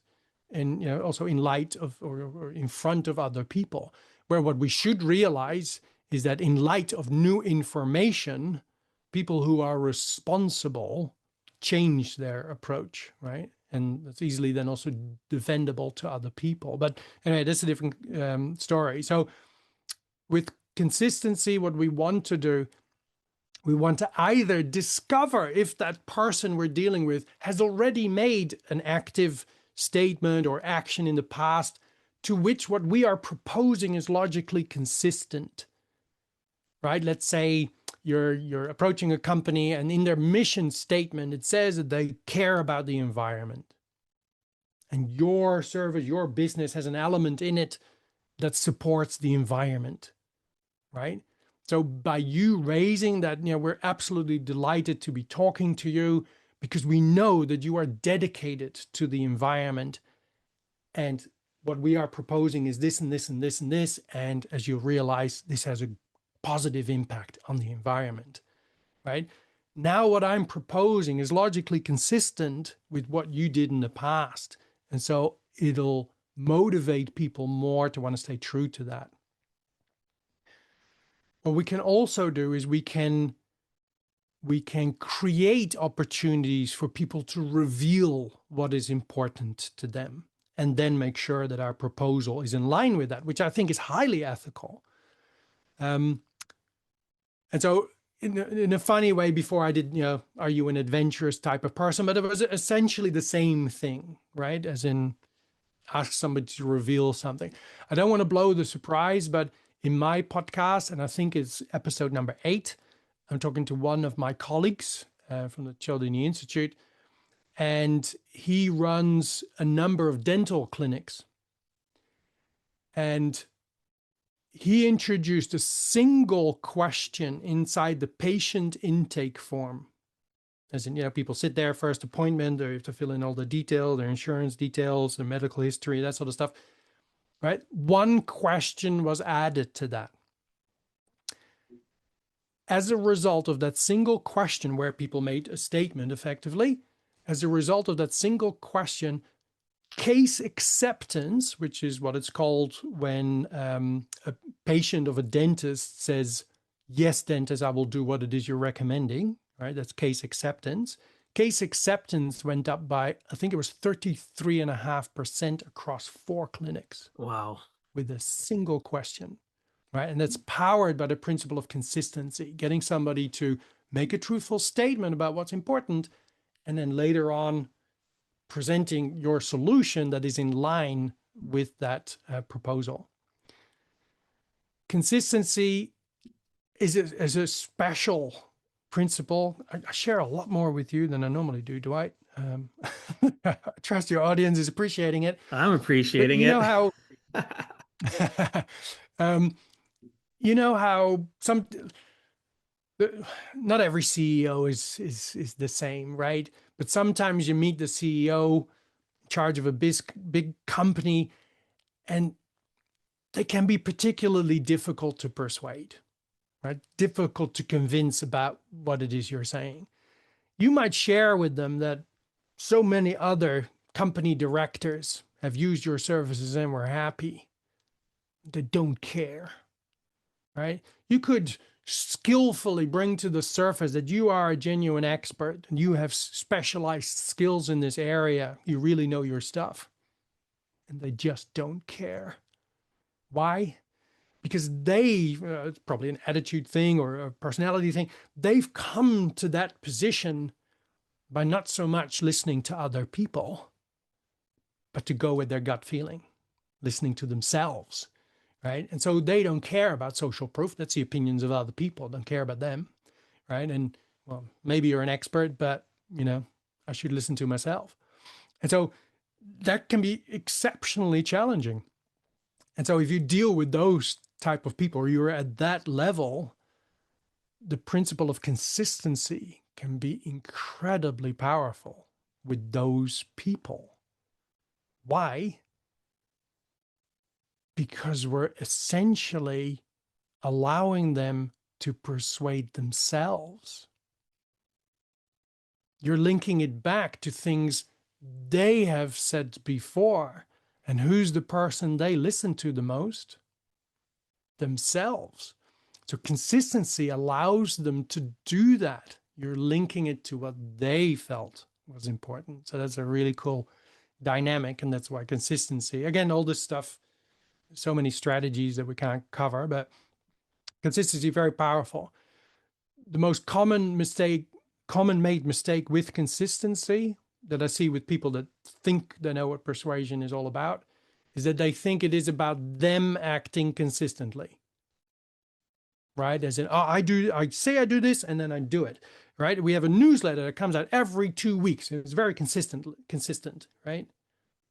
That's not how consistency works. Consistency is never about you. Consistency is it's a piece of information that prompts the decision-making part of the audience, right? Our receiver of the message, to feel an internal pressure because it's linked to something they did or said in the past. They did. So we want them to be consistent, not us. It's never about us. One more. All right. So you've talked about. I imagine people frantically sitting there with their Well, notebooks and their pens going. I've got like so much scribbled down. I'm going to end up listening to this again and obviously spend more time on your website and reach out to you again. One of the things though, so we'll go past the stages, but reading this situation, and I wanted to, like, there's so many different segments here I wanted to talk about, even teaching the next generation. So we're going to wrap up the show in the next 10 minutes. I'm going to let you choose where you want to go. Do you want to talk about reading the situation basically? And now we bought all three stages and we've talked about the principles, right? Figuring out where the real gap is and how to move forward. But then there's also the real world cost of getting this wrong. There's no way we can go through all this. We could do another podcast yet for what I've got down here, right? So should we go out and talk about maybe teaching the next generation and how that's been something that's really important to you? Let's do that. And then after that, I'll give you one more powerful pointer in relation to scarcity. Sure. And then I think there'll be a nice ending that I think people will be delighted with. So, yeah, as Dwight raised, I have a community project, and this has come from the fact that I remember, I mean, I was relatively young when I discovered this, but I couldn't help but realize, and I'm hoping, or I'm guessing a lot of people listening to this have exactly the same experience right now, as in, wow, I'm 30, I'm 40, I'm 50. It's awesome that I'm discovering that this science is available now and it's relatively easy and it's this powerful. But goodness, do I wish I knew this at the start of my career, because you've had all this success you've been consistently wasting in all the years leading up to the point where you go, oh, there's a science to how people make decisions, right? And I see it when I see the world through the lens of persuasion science. And so I see when people are not rounding numbers and they're losing their, some of their believability. I know when people are not setting themselves up as a trustworthy source of information. I know when people are failing to use social proof and they're putting things in the wrong order. I see it all the time. And I see how much money, success, competitive advantage people are wasting every single day. And it's painful to watch, which is also why I'm so passionate about sharing this stuff. But I can't help but realize that if we look at, the lives of young adults who are still in school, maybe they're in normal school, business school, university, they're going to go and look for the dream job. And, I don't want to over dramatize it, but if they get that dream job that they wanted right after school, when they're ready to go in the workforce, if they get that or not, that will change the trajectory of their entire life, right? There'll be less opportunities than if they had that dream job. They'll start at a lower wage, and by the time they retire, their wage will be lower than if they had that different path, right? And I can't help but feel how painful it is to realize that these kids are going to go write a job application without knowing how to be persuasive. Then they're going to go, if they even get invited, they're going to go to an interview without knowing how to be persuasive.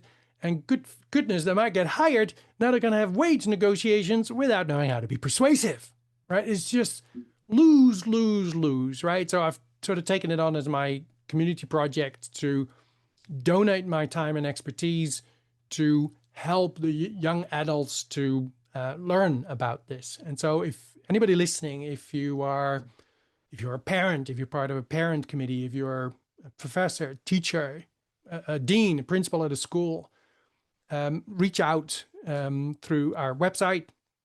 I love presenting somewhere in person, right? As long as travel expenses are covered, I'm happy. I'll donate my time. Of course, we can also do this over Zoom, and there's no cost, right? I'm happy to come in for, let's say, an hour and a half, and I'll teach some persuasion science for students to use with an angle on trying to get either in the next school, right? As in if you're trying to apply for a position in a university or something, or, that getting into the workforce. And we'll do one presentation, and you can ask them if they want to know more. And if that's an overwhelming yes, time permitting, I'll come back a second time and we'll do another presentation on different angles, different principles to help them further.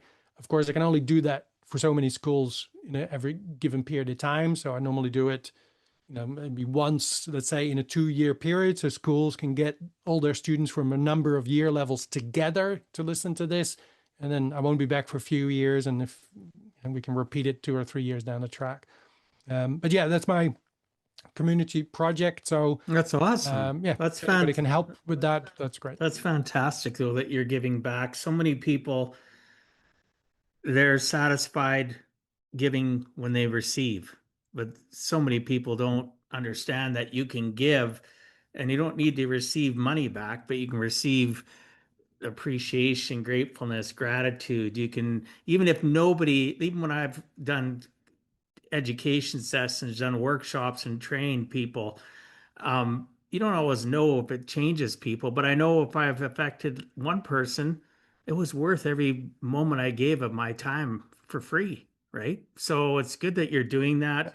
And obviously, you should have the expectation that your expenses are paid if you're going to do this somewhere for a school for free, right? Because we all have, unfortunately, the world, being in finance myself, the world everything revolves around money, no matter how you look at it, right? If you don't have money, you can't pay your bills. How effective are you to educate and teach others if your mind is sitting there going, geez, I don't know how I'm going to pay my bills next month, right?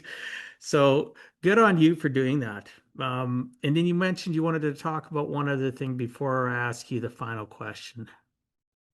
Yeah. So the last principle we haven't covered yet is scarcity. So what scarcity works because we value things more that are rare, that are dwindling in availability, that there's less of, that there's a limited time, limited quantity. And it's often misused in business, which is really sad. And really, how dare businesses use scarcity on us when it's that powerful and it's not truthful? As in, you buy supplements on a website or something, and it's always low on stock, and there's always a sale on that runs out in 2 hours and 18 minutes, right? And you get the counter going. And if you forget about it and you refresh the page tomorrow, there's another 2 hours and 7 minutes left, right? And you just I'd never deal with those businesses again. And we should call them out and warn other people about it, but that's a different story. Scarcity. Cool example. There was research where they had cookies that people were tasting. The same cookie, and half of the people were asked to take a cookie out of a glass jar that had 10 cookies in it, right? Take one cookie, taste it. And then they were asked to rank or to score the cookie on a number of different characteristics, as in quality of the cookie, the ability to fetch a high price, right? That sort of stuff, all these sort of identifiers, and taste. The other half of the people were asked to taste a cookie, same cookie, but they took it out of a jar that only had 2 cookies in it.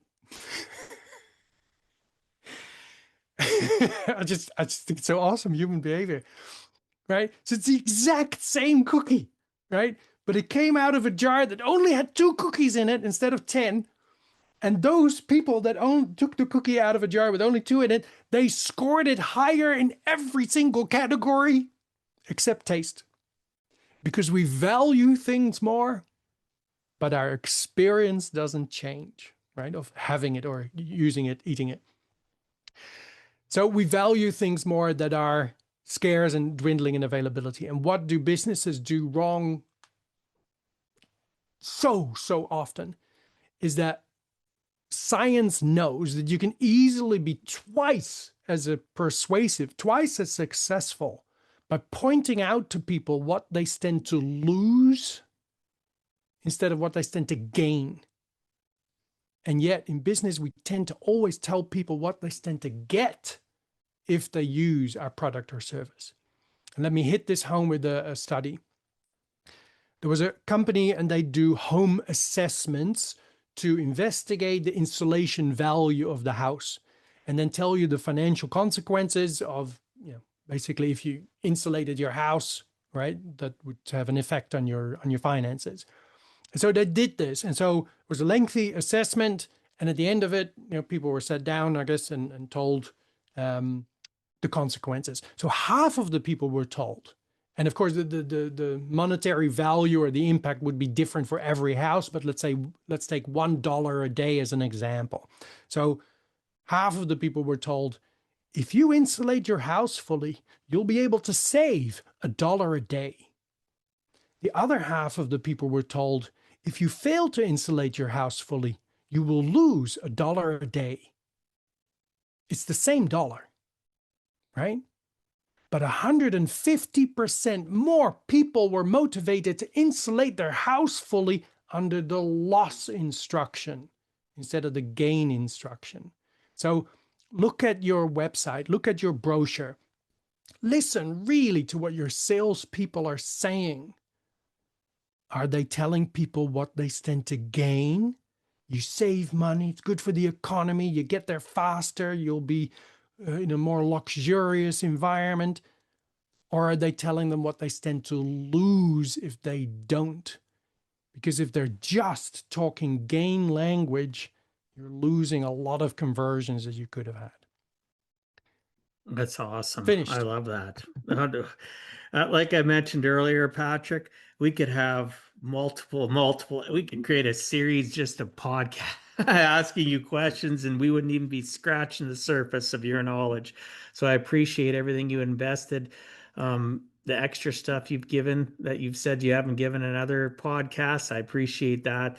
This has been fantastic. So the last thing I'm going to ask you, so you've spent over 2 decades. So now we're being vague.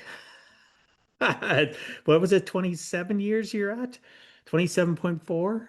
26. 26 point what? we gotta be specific, Patrick. So on how to influence others, honestly, in a world absolutely full of noise and shortcuts, what has the work taught you about what it truly means to give a heck, not just in business, but in how we treat people? I think, what I like hearing is how people have success with what I've passed on to them. And to me, as I mentioned before, I find it painful to see how much people are maybe not using this and then how much losses they have. So I think people, especially in business, it doesn't matter if you're, a professional employed by someone else or if you run a business, you invest a lot of yourself into it. And, there's a lot of potential we all have as individuals and as organizations. And the question really is, are we going to realize that success? Or are we going to quietly and unknowingly surrender it to better prepared competition? And so I get really excited when people start using this and I hear the success stories back. And then you can see the happiness.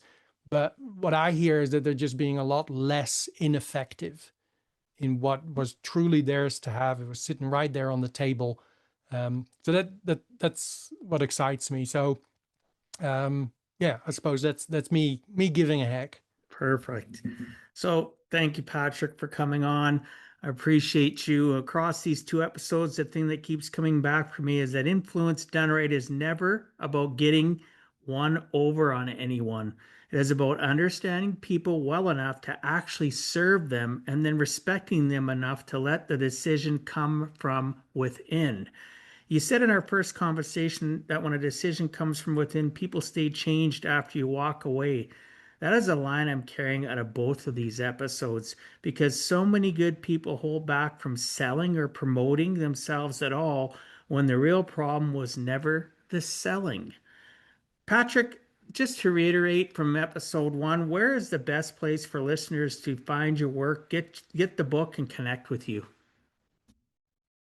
Thanks for asking, Dwight. So I'm based in Australia, and so we have a website, ethicalpersuasion.com.au, and that's a good source of information. I'm very passionate about doing keynotes and workshops because I can reach a larger group of people and really excite them with this. And it's good for leadership to see as well that their team members are really leaning into this stuff and wanting to know more afterwards. So that's good. On the website, there's also some complementary tools that people can access.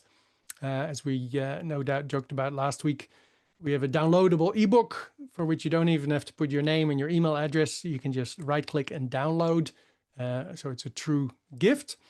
But what we've also introduced now is that I have a sort of low entry program where people can learn strategies of persuasion science every week, as in they get a pre-recorded lesson, but then every week there's a live Q&A call where they can ask their implementation questions about what they learned that week. And so what your audience members can do is you can go to my website, ethicalpersuasion.com.au, find free in the menu in the top, and then go to the complementary tools. And there you can register for that. We, of course, do need your email address for 35 days access to that program. So you'll get a basic explanation of all the principles, as we've sort of done here as well. And then you'll be basically getting 5 detailed strategies that you can use. And then to top it all off, you'll be invited to come to a Q&A call, and you can even ask me if your interpretation of how you're going to use that in your situation is scientifically sound, and that helps me to help you build your application skill and confidence. So you can have complimentary access to that for 35 days. Other than that, I've got a podcast, Ethical Persuasion Unlocked. Most hosts say that their earlier work should be ignored or not really looked at. Please start at episode 1 and work your way forward, because I'm sharing a lot of insights leading up to episode 20, which is an episode aimed at young adults. So you can directly send them to that episode if you like. We talk about things like trappings, how do you dress yourself? What do you surround yourself with that has a direct impact on your success before you even open your mouth? Very impactful stuff. And goodness, if I can help an organization with installing an ethical influence culture in your organization, I would be delighted. Keynotes, workshops, certification courses, and something I'm very passionate about and love to do. So reach out. Fantastic. For those new to the Give a Heck podcast, please go and check out giveaheck.com. Go to the top, click on podcast. You will see a picture of Patrick, as well as detailed show notes where I have chapter summaries in there, as well as all his social media links and his website, and references to things that we talked about today, so that you can easily remember or go and go and listen to certain sections again. Chapter summaries are important, but there's also a full transcript. I do have people, maybe you're one of those people, that actually want to go and read. So you're welcome to go read. The full unedited transcript will be there as well. And yes, thanks again, Patrick. I appreciate you coming on. So to our listeners and viewers, thank you for investing your time with us today. We do not take that lightly. If this episode resonated with you, please share it. When you share an episode, it helps this message reach more people so they too can give a heck and live with purpose and intention. Please subscribe to the Give a Heck podcast on your favorite platform and leave a comment or review. Patrick asked you for that exactly in our first episode, and he was right too. It helps the show grow and allows more people to discover conversations that challenge them to step up and live intentionally. Until next time, live life on purpose and not by accident. And remember, it's never too late to give a heck. Thank you for taking time out of your day and listening to Give a Heck. If you find value, I'd appreciate you sharing with your friends and family so they too can learn how to live life on purpose, not by accident. So you do not miss the next episode, please subscribe on your favorite podcast platform and please also post a review. I look forward to reading your comments.